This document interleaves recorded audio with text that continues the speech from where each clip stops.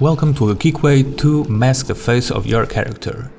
In this tutorial I will show you how you can quickly use the auto tracking tool to an effect. In this case I'm going to use Mosaic effect. Use the pen tool under the effect on the panel control. And now you adjust the mask to the character. You don't need to be too precise because then we are going to adjust the mask feather and the mask inspection to fade a little bit with the footage.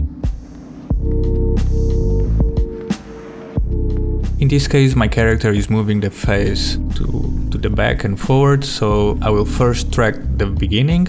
I delete all the keyframes where it doesn't match. All of them.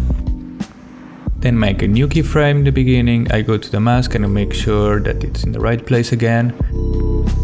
And I just start adding keyframes where I see that is not going well. You can use the mask feathers to help you in this process. You keep going up and down. Normally I like to do this process so I can create a more smooth transition. And then I do the rest. So the first part is done. Now I'm going to finalize it just from this moment here. Because it's quite complex, we have another movement. Now the same thing, I make another keyframe. And then finally, I believe this part I can just analyze. And not really, so I do manually. And I do segments every time, so I press tracking, I stop, I delete, I correct. And it's not such a tedious process because after a while you'll find the point where it just goes and just fluids by itself, like here.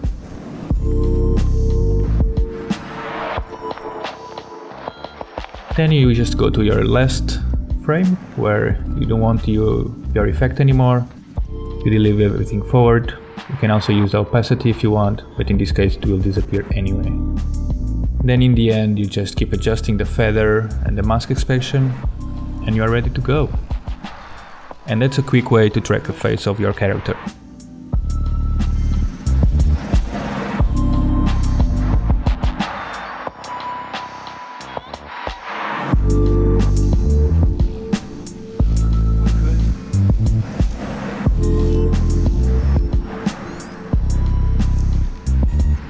And never forget to save your project.